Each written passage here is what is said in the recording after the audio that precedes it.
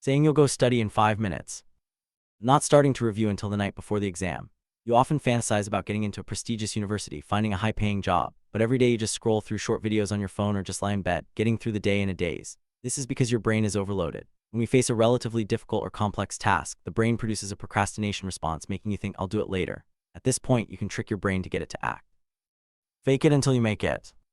Don't say, "I swear I'll start studying tomorrow." And don't set those useless goals, because what you need aren't these verbal promises but a complete change in mindset. Now tell yourself, "I am someone who seizes every minute and second to study seriously." When you start playing the role of your ideal self, your brain will establish new thought patterns, which in turn will drive behavioral changes. So from now on, you can say things like, "I never give up halfway.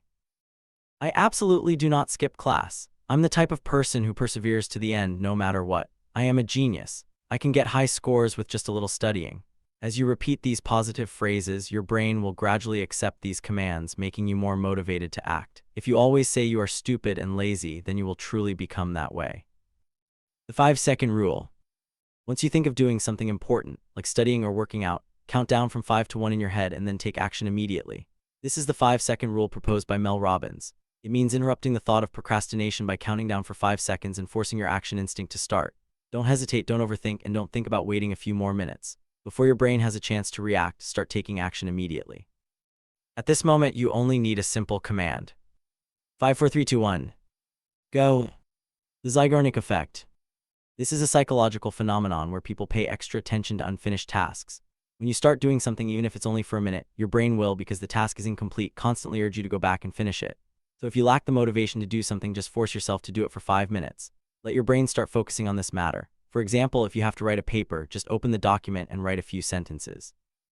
If you want to study, just open the book and read the first page. At this point, your brain will keep reminding you that there is a small, unfinished gap until you complete it.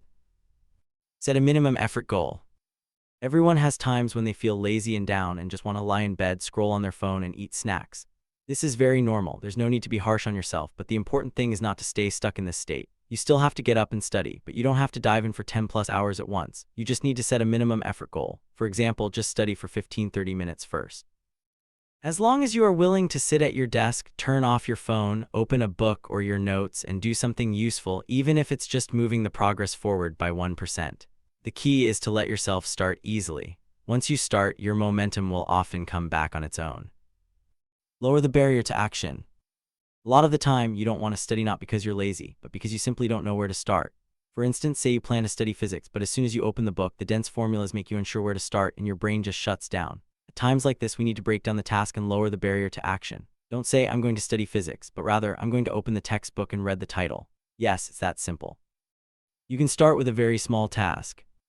A clear goal can kill an action. The reason you can't get started is that you're always worrying about the whole mountain instead of taking the first step. Senseless learning. The reason you find studying painful is because your brain doesn't know how to learn effectively. Research shows that watching related videos or listening to related audio can better improve learning efficiency and help the brain absorb information quickly. So if you want to study history, you can find channels that make history interesting. While tidying your room or doing housework, you can also plug in your headphones and listen to a knowledge broadcast. You can also use some reliable AI software to explain a complex knowledge point to you in the most understandable way.